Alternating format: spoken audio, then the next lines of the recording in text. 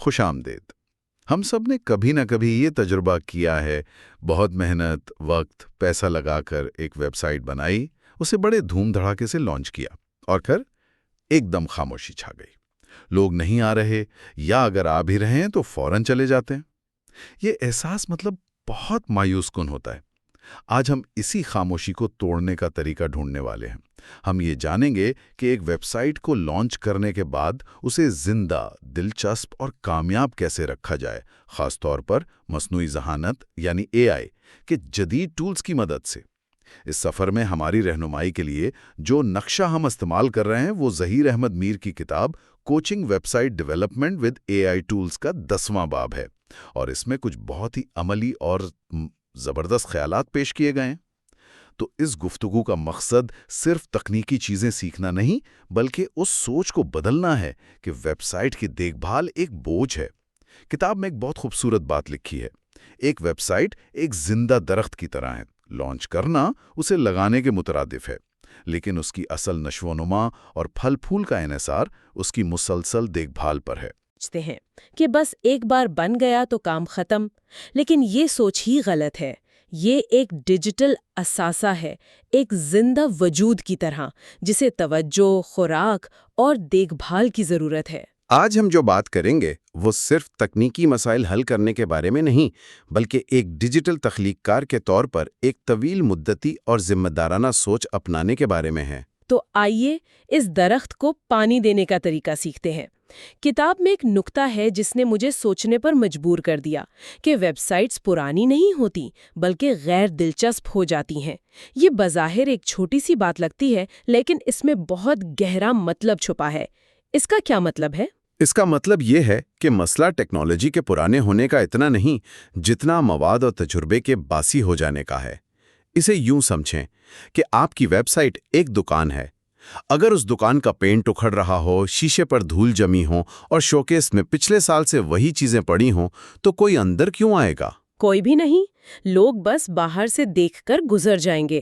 بالکل، باقاعدگی سے اپنی ویب سائٹ کو اپڈیٹ کرنا بالکل ایسا ہی ہے جیسے آپ اپنی دکان کو صاف ستھرا رکھیں، نیا پینٹ کروائیں اور شوکیس میں نئی اور دلچسپ چیزیں سجائیں۔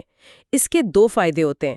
پہلا، جو گاہک یعنی وزٹر آپ کی دکان پر آتا ہے، اسے لگتا ہے کہ یہ کاروبار چل رہا ہے، یہ لوگ سنجیدہ ہیں اور ان کی معلومات تازہ ہیں۔ اس سے اعتماد پیدا ہوتا ہے۔ ٹھیک ہے، اور دوسرا فائدہ؟ دوسرا فائدہ سرچ انجنز جیسے گوگل کو ہوتا ہے۔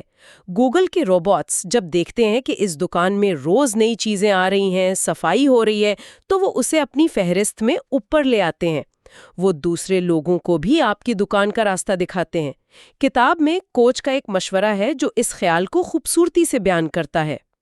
دیکھ بھال اپنے کام کا احترام ہے۔ یہ دنیا کو بتاتی ہے کہ آپ موجود اور قابل اعتماد ہیں۔ یہ صرف کوڈ کی چند لائنیں ٹھیک کرنا نہیں، یہ آپ کی ساکھ کا سوال ہے۔ یہ بہت زبردست انالوجی ہے، لیکن دیکھ بھال یا مینٹیننس ایک بہت بڑا اور اکثر خوفناک لفظ لگتا ہے۔ اگر آج کوئی یہ فیصلہ کرے کہ اسے اپنی ویب سائٹ کی دیکھ بھال شروع کرنی ہے، تو وہ کہاں سے شروع کرے؟ کیا اس کا کوئی منظم طریقہ ہے؟ اسے چھوٹے، قابل عمل حصوں میں توڑا جا سکتا ہے؟ بالکل، اور کتاب میں اسے بہت اچھے طریقے سے 3 حصوں میں تقسیم کیا گیا ہے۔ ان تینوں کو ایک دوسرے سے جڑے ہوئے گیئر سے تشبیہ دی گئی ہے، یعنی اگر ایک گیئر رک جائے تو باقی 2 بھی متاثر ہوتے ہیں۔ پہلا گیئر ہے تکنیکی دیکھ بھال۔ یہ آپ کی ویب سائٹ کا انجن ہے۔ اس میں وہ سب کچھ آتا ہے جو پس پردہ کام کرتا ہے: ویب سائٹ کی رفتار، اس کی سیکیورٹی، سافٹ ویئر اپڈیٹس اور بیک اپ لینا۔ اگر آپ کا انجن ہی ٹھیک نہیں ہوگا تو گاڑی نہیں چلے گی۔ ٹھیک ہے، یہ تو انجن روم کا کام ہو گیا۔ باقی 2 گیئرز کیا ہیں؟ دوسرا گیئر ہے مواد کی دیکھ بھال۔ یہ آپ کی ویب سائٹ کا چہرہ اور اس کی روح ہے۔ اس کا سیدھا سا مطلب یہ ہے کہ آپ کی ویب سائٹ پر دی گئی معلومات پرانی تو نہیں ہو گئی؟ کیا آپ کے رابطے کی تفصیلات درست ہیں؟ کیا آپ کی مصنوعات کی قیمتیں اپ ڈیٹ ہیں؟ کیا آپ نئی بلاگ پوسٹس یا مضامین شامل کر رہے ہیں؟ یہ وہ حصہ ہے جو لوگوں کو بار بار آپ کی سائٹ پر واپس لاتا ہے۔ اور تیسرا؟ اور تیسرا گیئر ہے صارفین کی شمولیت یعنی یوزر انگیجمنٹ۔ یہ آپ کی ویب سائٹ اور آپ کے وزٹرز کے درمیان تعلق ہے۔ کیا آپ ان کے تبصروں اور ای میلز کا جواب دے رہے ہیں؟ کیا آپ ان سے رائے لے رہے ہیں؟ یہ وہ گیئر ہے جو آپ کی ویب سائٹ کو ایک جامد چیز سے ایک زندہ کمیونٹی میں تبدیل کرتا ہے۔ اور یہ تینوں ایک دوسرے سے جڑے ہوئے ہیں؟ بالکل۔ ایک مثال دیتی ہوں۔ فرض کریں آپ نے ایک شاندار معلوماتی بلاگ پوسٹ لکھی، مطلب مواد کی دیکھ بھال بہترین ہے، لیکن آپ کے ویب سائٹ لوڈ ہونے میں 10 سیکنڈ لیتی ہے، یعنی تکنیکی دیکھ بھال خراب ہے۔ تو نتیجہ، کوئی بھی آپ کی پوسٹ پڑھنے کا انتظار نہیں کرے گا، وہ پہلے ہی صفحہ بند کر چکے ہوں گے۔ جی، اسی طرح اگر آپ کی سائٹ تیز ہے اور مواد بھی اچھا ہے، لیکن آپ کبھی کسی کے تبصرے کا جواب نہیں دیتے، مطلب صارفین کی شمولیت 0 ہے، تو لوگ آہستہ آہستہ بات چیت کرنا چھوڑ دیں گے اور آپ کی کمیونٹی کبھی نہیں بن پائے گی۔ یہ تینوں گیئرز ایک ساتھ مل کر ہی ویب سائٹ کی مشین کو چلاتے ہیں۔ یہ وضاحت بہت مددگار ہے، لیکن سچ کہوں تو یہ سب سن کر ایسا لگ رہا ہے جیسے یہ ایک کل وقتی کام ہے۔ تکنیکی چیزیں بھی دیکھو، نیا مواد بھی بناؤ اور لوگوں سے بات بھی کرو۔ ایک اکیلا شخص یا چھوٹی ٹیم یہ سب کیسے کرے گی؟ اور میرے خیال میں یہیں پر مصنوعی ذہانت یعنی AI کا ذکر آتا ہے۔ کتاب کہتی ہے کہ AI مدد کر سکتا ہے، لیکن سچ پوچھیں تو بہت سے لوگوں کے لیے AI کا لفظ دیکھ بھال سے بھی زیادہ خوفناک ہو سکتا ہے۔ کیا یہ واقعی اتنا آسان ہے کہ کوئی بھی اسے استعمال کر سکے؟ یہ ایک بہت اہم اور جائز سوال ہے۔ جب ہم AI کا نام سنتے ہیں تو ہمارے ذہن میں پیچیدہ کوڈنگ اور مہنگے سسٹمز کا خیال آتا ہے، لیکن کتاب جس AI کی بات کر رہی ہے وہ ایسا نہیں ہے۔ اسے آپ اپنا ایک انتہائی مؤثر اور 24 گھنٹے کام کرنے والا ڈیجیٹل اسسٹنٹ سمجھیں۔ اس کا کام ان چھوٹے، بار بار کیے جانے والے اور وقت طلب کاموں کو سنبھالنا ہے جو آپ کا زیادہ تر وقت کھا جاتے ہیں۔ مثال کے طور پر ہفتہ وار بیک اپ لینا، یہ بہت ضروری ہے لیکن اکثر لوگ بھول جاتے ہیں۔ ہاں، یہ تو ہوتا ہے۔ تو آپ زیپیئر جیسے ٹول کو AI کے ذریعے ایک سادہ سی ہدایت دے سکتی ہیں۔ ہر جمعے کی صبح مجھے سائٹ کا بیک اپ لینے کے لیے ایک ای میل الرٹ بھیجو۔ بس اب آپ کو اسے یاد رکھنے کی ضرورت نہیں۔ اچھا، تو یہ ذاتی یاد دہانی جیسا ہے، لیکن کیا یہ اس سے زیادہ کچھ کر سکتا ہے؟ کوئی ایسا کام جو واقعی وقت بچائے؟ بالکل، ایک بہت بڑی مثال ہے ٹوٹی ہوئی لنکس کی جانچ کرنا۔ وقت کے ساتھ ساتھ آپ کی سائٹ پر موجود کچھ لنکس کام کرنا چھوڑ دیتے ہیں۔ یہ وزٹرز کے لیے بہت برا تجربہ ہوتا ہے۔ اب آپ خود ایک ایک لنک پر کلک کر کے تو چیک نہیں کر سکتے، اس میں گھنٹے لگ جائیں گے۔ آپ چیٹ GPT یا Ahrefs جیسے ٹول کو ایک سادہ سا پرومپٹ دے سکتے ہیں۔ میری سائٹ www.example.com پر موجود تمام ناکارہ یا ٹوٹی ہوئی لنکس کو ڈھونڈ کر ان کی ایک فہرست بنا دو۔ چند منٹوں میں AI آپ کو وہ فہرست فراہم کر دے گا جس پر آپ کو شاید پورا دن لگ جاتا۔ 1 منٹ رکیں، یہ ٹوٹی ہوئی لنکس والی بات بہت اہم ہے۔ مجھے یاد ہے ایک بار میں ایک آن لائن سٹور سے کچھ خریدنے کی کوشش کر رہا تھا اور ان کا خریدیں یا ایڈ ٹو کارٹ کا بٹن ہی کام نہیں کر رہا تھا۔ وہ ایک ٹوٹا ہوا لنک تھا۔ میں نے غصے میں ویب سائٹ بند کی اور ان کے حریف سے جا کر وہی چیز خرید لی۔ ایک سادہ سا AI اسکین انہیں روزانہ نہ جانے کتنے کاخوں اور پیسوں کے نقصان سے بچا سکتا تھا۔ یہ صرف ایک چھوٹی سی تکنیکی خرابی نہیں، یہ براہ راست کاروبار کا نقصان ہے۔ آپ نے بالکل صحیح پکڑا ہے۔ یہ آپ کی کشتی میں ان سوراخوں کو بند کرنے جیسا ہے جن کے بارے میں آپ کو علم بھی نہیں کہ وہ موجود ہیں۔ ایک اور بڑا میدان ہے SEO یعنی سرچ انجن آپٹیمائزیشن۔ ہر صفحے کے لیے اچھے میٹا ڈسکرپشن لکھنا بہت ضروری ہے تاکہ گوگل پر لوگ آپ کے لنک پر کلک کریں۔ اگر آپ کے پاس سینکڑوں پرانے بلاگ پوسٹس ہیں تو آپ رائٹ سونک جیسے AI ٹول کو کہہ سکتے ہیں، میری ان 10 بلاگ پوسٹس کے عنوانات لو اور ان کے لیے کلک کرنے پر مجبور کرنے والے نئے میٹا ڈسکرپشن لکھو۔ AI آپ کو فوری طور پر کئی آپشنز دے دے گا۔ لیکن کیا AI کے لکھے ہوئے ڈسکرپشن روبوٹک یا غیر فطری نہیں لگتے؟ کیا گوگل یہ پہچان کر آپ کو سزا دے سکتا ہے کہ یہ مواد انسان نے نہیں لکھا؟ کیا کتاب میں AI کے بنائے ہوئے مواد کے معیار کو یقینی بنانے کے بارے میں کچھ بتایا گیا ہے؟ یہ آج کے دور کا سب سے اہم سوال ہے۔ کتاب اس پر بہت واضح ہے۔ AI کو ایک مصنف کے طور پر نہیں بلکہ ایک معاون یا ریسرچ اسسٹنٹ کے طور پر استعمال کرنا ہے۔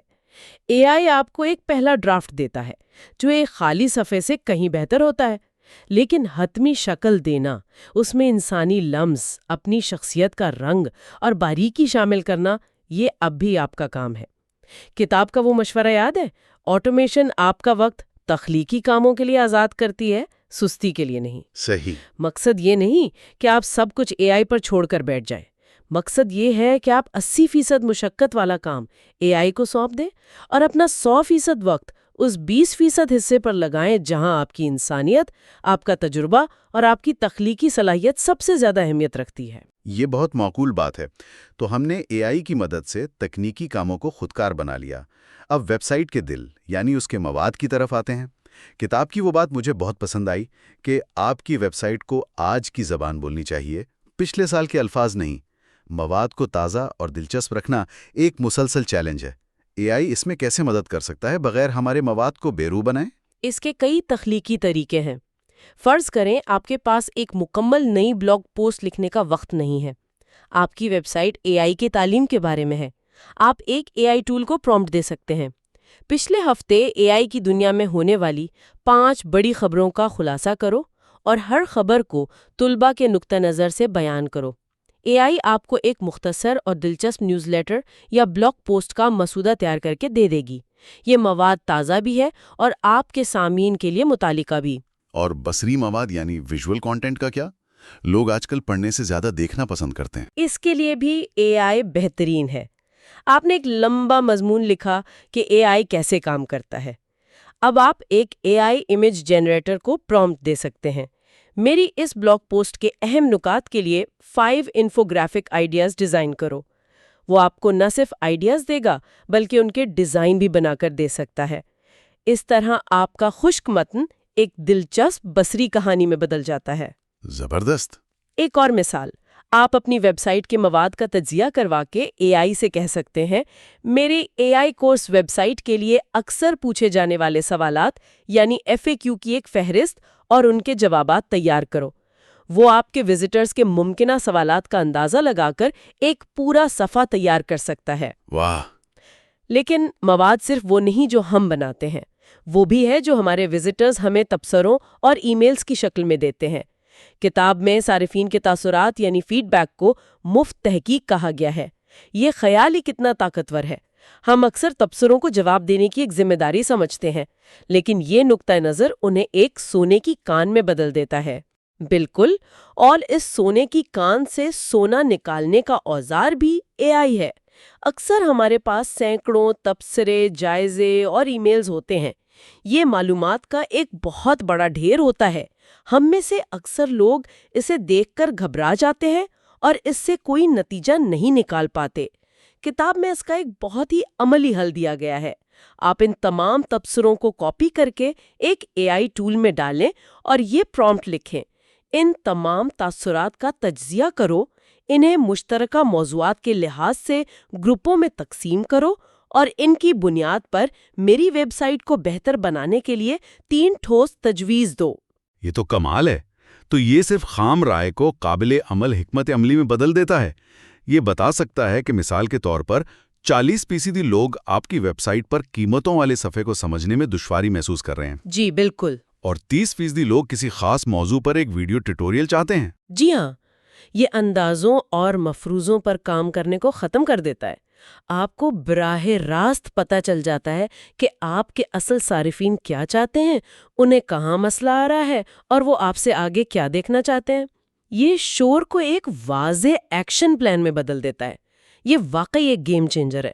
تو دیکھیں، ہم نے تکنیکی چیزیں ٹھیک کیں، مواد کو تازہ کیا اور صارفین کے فیڈ بیک پر بھی عمل کیا۔ لیکن سب سے بڑا سوال اب بھی باقی ہے: کیا اس سب محنت کا کوئی فائدہ ہو بھی رہا ہے؟ بالکل۔ اندھیرے میں تیر چلانے کا کیا فائدہ؟ کبھی کبھی ایسا لگتا ہے جیسے ہم خلا میں چیخ رہے ہیں اور کوئی سننے لا ہے۔ ہمیں ثبوت چاہیے کہ ہماری کوششیں رنگ لا رہی ہیں، اور میرے خیال میں یہیں پر اینالیٹکس کا کردار آتا ہے۔ لیکن سچ کہوں تو گوگل اینالیٹکس کا ڈیش بورڈ دیکھنا ایسا ہے جیسے کسی خلائی جہاز کا کنٹرول پینل دیکھ رہے ہوں۔ سمجھ ہی نہیں آتا کہ کون سا بٹن کیا کرتا ہے۔ ہاں، آپ نے صحیح کہا، وہ واقعی خوفزدہ کر سکتا ہے۔ لیکن کتاب میں 4 اہم میٹرکس کو بہت آسان اور عملی زبان میں سمجھایا گیا ہے۔ آپ کو صرف ان 4 پر توجہ دینی ہے۔ پہلا ہے باؤنس ریٹ۔ اسے ایسے سمجھیں جیسے کوئی آپ کی دکان میں داخل ہو، 1 सेकंड के लिए इधर उधर देखे और बगैर कुछ छुए फौरन बाहर निकल जाए। यानी आपका विंडो डिस्प्ले या होम पेज उन्हें अंदर ठहरने पर मजबूर नहीं कर सका। बिल्कुल। अगर आपका बाउंस रेट ज्यादा है तो इसका यही मतलब है। ठीक है, ये समझ में आता है। और दूसरा है औसत वक्त, एवरेज टाइम ऑन पेज। ये वो वक्त है जो लोग आपकी दुकान के अंदर गुजारते हैं। क्या वो मुख्तलिफ शेल्फ देख रहे हैं? क्या वो चीज़ों को उठाकर पढ़ रहे हैं? या सिर्फ दरवाजे पर खड़े होकर वापस चले जाते हैं? अगर ये वक्त कम है तो शायद आपको दुकान के अंदर कुछ दिलचस्प चीज़ें रखनी होंगी, जैसे वीडियोज़ या इंटरैक्टिव क्विज। और वफादार ग्राहकों का क्या, जो बार बार आते हैं? ये तीसरा और मेरे नज़दीक सबसे अहम मेट्रिक है, वापस आने वाले सारिफीन, रिटर्निंग यूजर्स।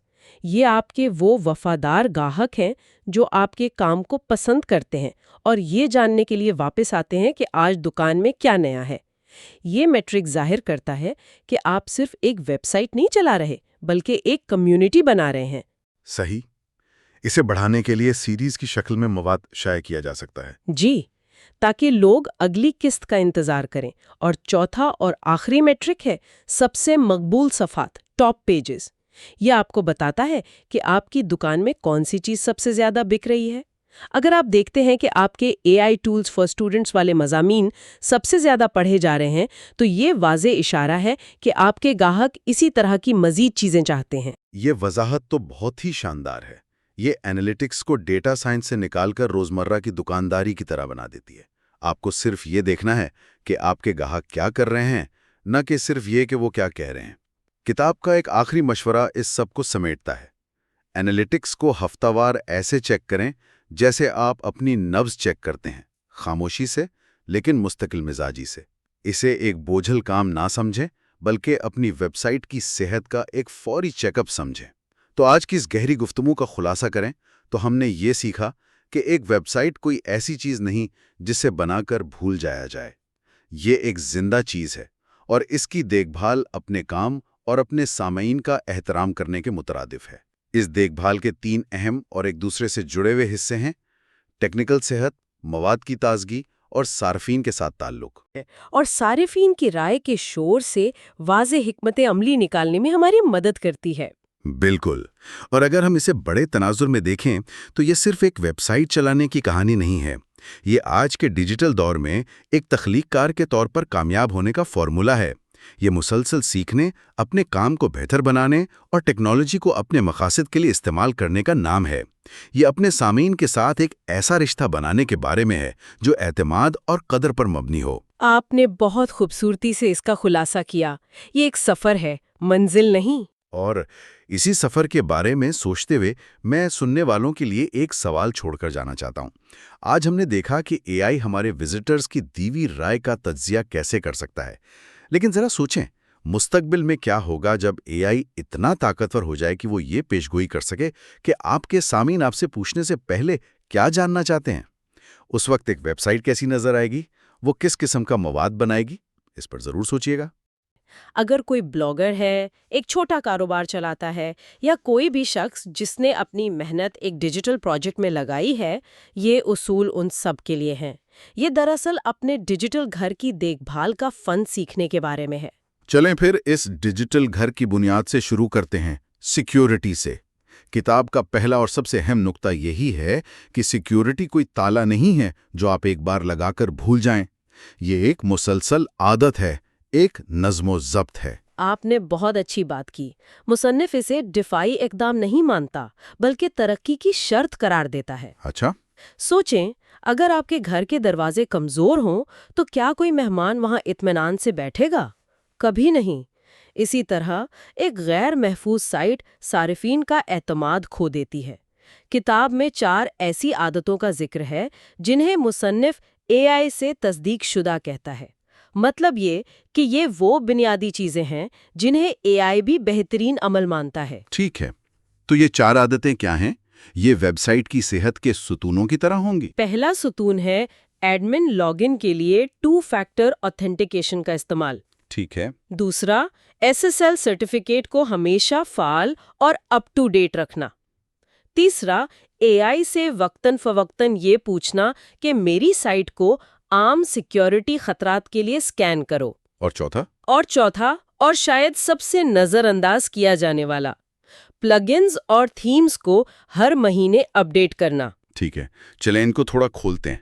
2 فیکٹر آتھینٹیکیشن، یعنی صرف پاسورڈ ہی نہیں بلکہ فون پر آنے والا ایک کوڈ بھی، ٹھیک جیسے ہمارے بینک اکاؤنٹ میں ہوتا ہے۔ بالکل۔ یہ چھوٹی سی چیز اتنی اہم کیوں ہے؟ کیونکہ پاسورڈ چوری ہو سکتے ہیں، اندازہ لگائے جا سکتے ہیں، لیکن آپ کا فون چوری کرنا بہت مشکل ہے۔ یہ ایسا ہی ہے جیسے آپ اپنے گھر کے دروازے پر ایک تالے کے بجائے 2 الگ الگ چابیوں والے تالے لگا دیں۔ صحیح۔ دوسرا SSL سرٹیفکیٹ ہے، جو براؤزر میں وہ چھوٹا سا تالا دکھاتا ہے۔ یہ آپ کی سائٹ اور وزٹر کے درمیان ڈیٹا کو ایک خفیہ راستے سے بھیجتا ہے۔ تو یہ 4 اعداد دراصل ویب سائٹ کی صحت کے 4 ستون ہیں: دروازے پر ایک اضافی تالا، ڈیٹا کے لیے خفیہ راستہ، باقاعدہ ہیلتھ چیک اپ، اور پرانی دواؤں کو اپڈیٹ کرنا۔ جی، اس طرح سوچا جائے تو یہ بوجھ نہیں بلکہ ایک معمول لگتا ہے۔ لیکن اس آخری والے میں ایک مسئلہ ہے، کبھی کبھی اپڈیٹ کرنے سے ویب سائٹ ٹوٹ جاتی ہے۔ جی، یہ کام ڈر ہے۔ تو کیا کتاب اس توازن کے بارے میں کوئی مشورہ دیتی ہے؟ اپڈیٹ کرنے کا خطرہ، مقابلہ نہ کرنے کا خطرہ؟ آپ نے بالکل صحیح اور عملی سوال اٹھایا ہے۔ کتاب اس پر بات کرتی ہے۔ مصنف کا کہنا ہے کہ اپڈیٹ نہ کرنے کا خطرہ ہمیشہ اپڈیٹ کرنے کے خطرے سے کہیں زیادہ ہوتا ہے۔ اچھا۔ ایک پرانا پلگ ان ہیکر کے لیے ایک کھلا دعوت نامہ ہے۔ اس کا حل یہ ہے کہ اپڈیٹس ہمیشہ پہلے ایک ٹیسٹنگ ماحول میں کریں، یا اپڈیٹ کرنے سے فوراً پہلے ایک مکمل بیک اپ لیں۔ اس طرح اگر کچھ غلط ہو بھی جائے تو آپ ایک کلک سے پرانی حالت پر واپس آ سکتے ہیں۔ یہ بہت اہم مشورہ ہے۔ تو تیاری کے ساتھ اپڈیٹ کریں، لیکن اپڈیٹس کو نظر انداز ہرگز نہ کریں۔ اب تک ہم اصولوں کی بات کر رہے تھے جو تھوڑے خشک لگ سکتے ہیں، لیکن کتاب میں کہانی ہے جس نے مجھے واقعی ہلا کر رکھ دیا، رضوان کی کہانی۔ جی، یہ حیدرآباد کے ایک استاد رضوان کی کہانی ہے۔ اس نے طلبہ کے لیے ایک بہترین ویب سائٹ بنائی، اس پر بہت محنت کی اور وہ کافی مقبول بھی ہو گئی۔ لیکن پھر وہ اپنے روزمرہ کے کاموں میں اتنا مصروف ہو گیا کہ اس نے 6 ماہ تک اپنی ویب سائٹ کی طرف پلٹ کر بھی نہیں دیکھا۔ کوئی اپڈیٹ نہیں، کوئی سیکیورٹی چیک نہیں، اور سب سے بڑی غلطی، کوئی بیک اپ نہیں۔ اور پھر وہی ہوا جس کا ڈر تھا۔ مجھے اندازہ ہے کہ یہ کب ہوا ہوگا، بالکل غلط وقت پر۔ بالکل غلط وقت پر، داخلوں کے سیزن کے عروج پر، جب اس کی ویب سائٹ پر سب سے زیادہ ٹریفک تھی، اس کی سائٹ کریش ہو گئی، غائب۔ وہ کہتا ہے کہ اسے ایسا لگا جیسے اس کے پیروں تلے سے زمین نکل گئی ہو۔ اس کی مہینوں کی محنت، اس کا ڈیٹا، اس کی ساکھ، سب کچھ داؤ پر لگا ہوا تھا۔ یہ سن کر ہی گھبراہٹ ہو رہی ہے۔ تو پھر اس نے کیا کیا؟ خوش قسمتی سے اس نے اپنی سائٹ ریپلٹ پر بنائی تھی، جو ایک on line coding plate form ہے۔ اس نے گھبراہٹ میں ریپلٹ کے AI اسسٹنٹ سے مدد مانگی۔ اچھا۔ AI نے اس کے پروجیکٹ کی پرانی ہسٹری کھنگالی اور ایک پرانا غیر فعال بیک اپ ڈھونڈ نکالا اور اسے بحال کرنے میں مدد کی۔ اس کا ڈیٹا تو بچ گیا، لیکن اس نے ایک بہت بڑا سبق سیکھا۔ کیا سبق؟ AI اسسٹنٹ نے صرف سائٹ بحال نہیں کی، بلکہ اسے ایک خودکار بیک اپ اسکرپٹ بنانے کا مشورہ بھی دیا۔ اب رضوان کو ہر ہفتے ایک ای میل آتی ہے جس میں لکھا ہوتا ہے، آپ کا ڈیٹا بیس کامیابی سے محفوظ کر لیا گیا ہے۔ وہ کہتا ہے کہ یہ ای میل اسے کسی بھی تعریف سے زیادہ ذہنی سکون دیتی ہے۔ اس کہانی سے کتاب کا ایک بہت اہم کال سامنے آتا ہے، جو میرے خیال میں ہر ویب سائٹ کے مالک کو اپنے ڈیسک پر لکھ کر لگا لینا چاہیے۔ دیکھ بھال خرچ نہیں ہے، یہ آپ کی محنت کا بیمہ ہے۔ ہم اپنی گاڑی، گھر، صحت، سب کا بیمہ کرواتے ہیں، لیکن اپنے سب سے قیمتی ڈیجیٹل اثاثے کو ایسے ہی چھوڑ دیتے ہیں۔ بالکل، رضوان کی کہانی ہمیں یاد دلاتی ہے کہ یہ نظم و ضبط، یہ معمول ایک عیاشی نہیں بلکہ ایک بنیادی ضرورت ہے۔ ٹھیک ہے، تو اب فرض کرتے ہیں کہ ہماری ویب سائٹ ایک قلعے کی طرح محفوظ ہے اور اس کا باقاعدہ بیمہ بھی ہو رہا ہے۔ اب اس پر ٹریفک بڑھنا شروع ہو گئی ہے۔ یہ ایک اچھی خبر ہے، لیکن یہاں ایک نیا چیلنج پیدا ہوتا ہے۔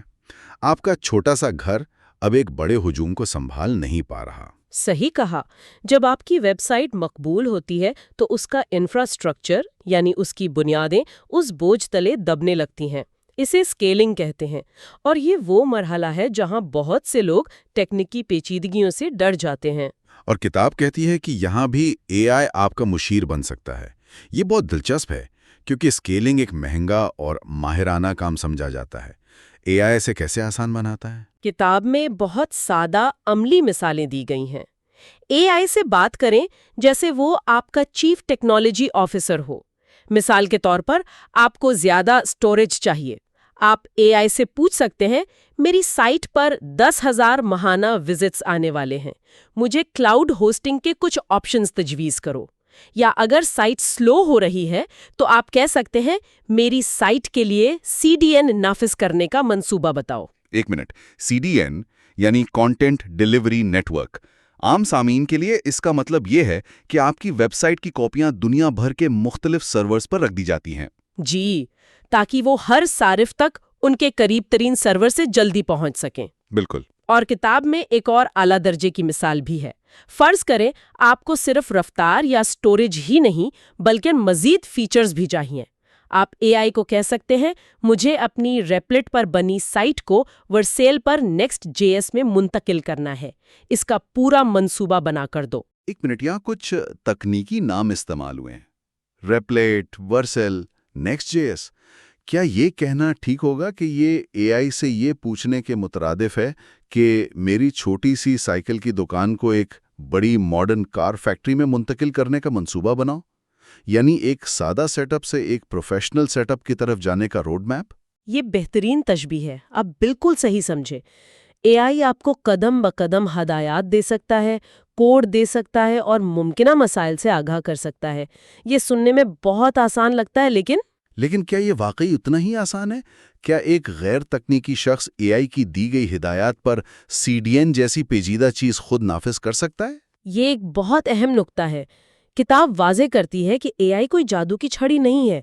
ये आपका हाथ पकड़कर रहनुमाई करता है, लेकिन चलना आपको खुद है।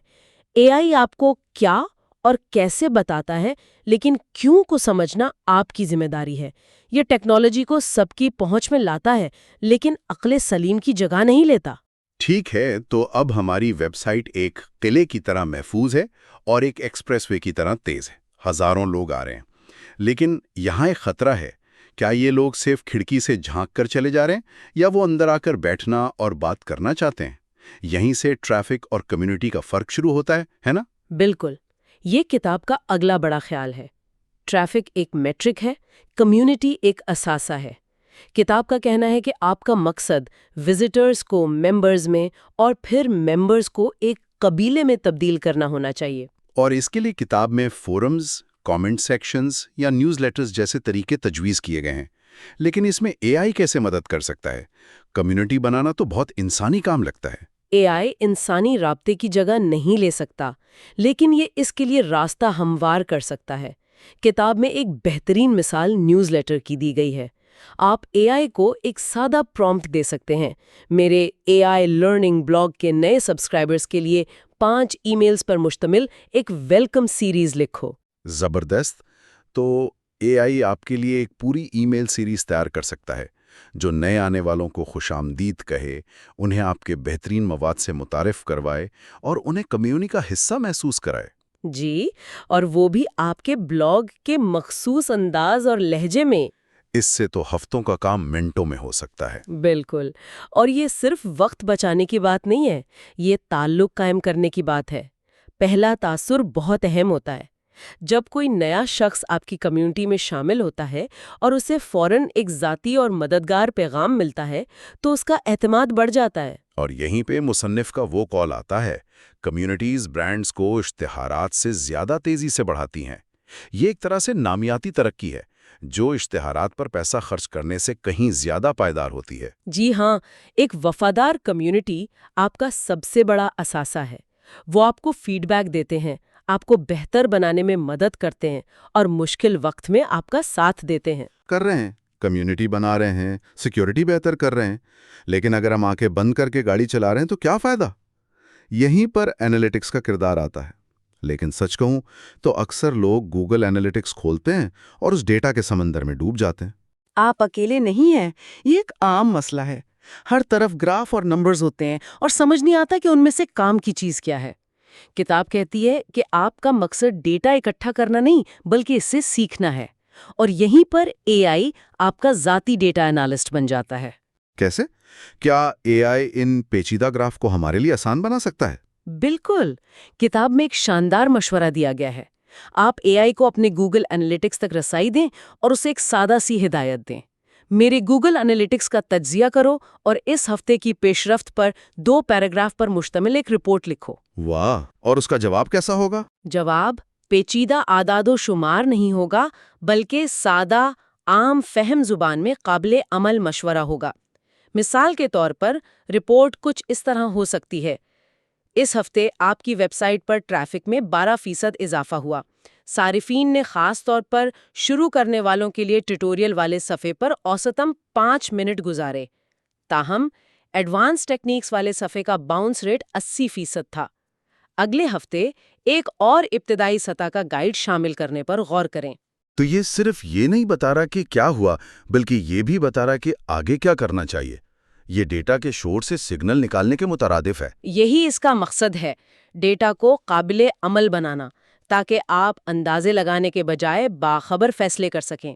تو اگر ان سب چیزوں کو اکٹھا کیا جائے، سیکیورٹی، اسکیلنگ، کمیونٹی اور انالیٹکس، تو مصنف کا بنیادی فلسفہ کیا ہے؟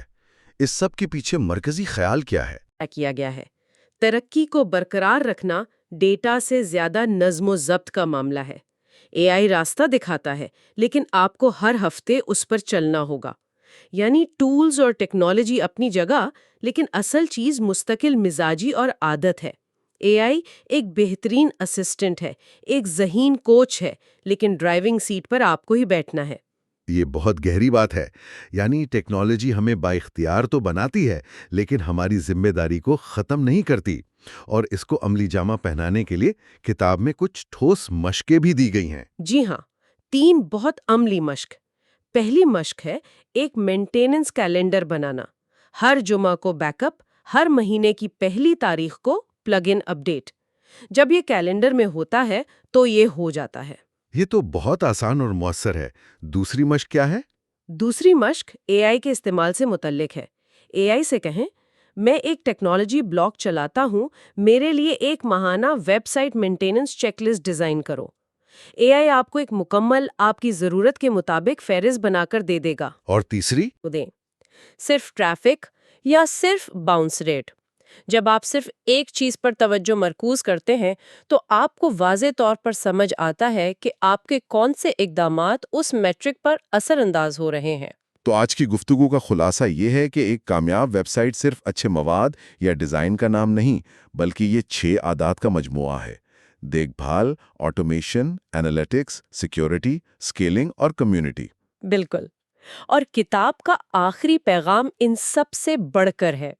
مصنف کہتا ہے کہ اپنی ویب سائٹ کو ایک بے جان پروجیکٹ نہ سمجھیں، بلکہ اسے ایک زندہ ساتھی سمجھیں، ایک ایسا ڈیجیٹل باغ جس کی آپ روزانہ دیکھ بھال کرتے ہیں۔ جب آپ اس ذہنیت کو اپناتے ہیں تو آپ صرف ایک ڈیولپر نہیں رہتے، بلکہ آپ ایک ڈیجیٹل لیڈر بن جاتے ہیں۔ یہ سوچ بدل دینے والی بات ہے۔ ایک پروجیکٹ سے ایک زندہ رشتے تک کا سفر، جاتے جاتے سامعین کے لیے ایک سوچ چھوڑ کر جاتے ہیں۔ کتاب میں تکنیکی سفر سے کوچنگ مشن کی طرف بڑھنے کا ذکر ہے، تو سوچنے کی بات یہ ہے کہ جب ان اصولوں پر مہارت حاصل ہو جائے تو اس علم کو صرف اپنی ویب سائٹ کو بڑھانے کے لیے نہیں، بلکہ دوسروں کو بااختیار بنانے کے لیے کیسے استعمال کیا جا سکتا ہے۔ اپنے پروجیکٹ سے آگے بڑھ کر ڈیجیٹل سپیس میں قیادت کرنے کا کیا مطلب ہے؟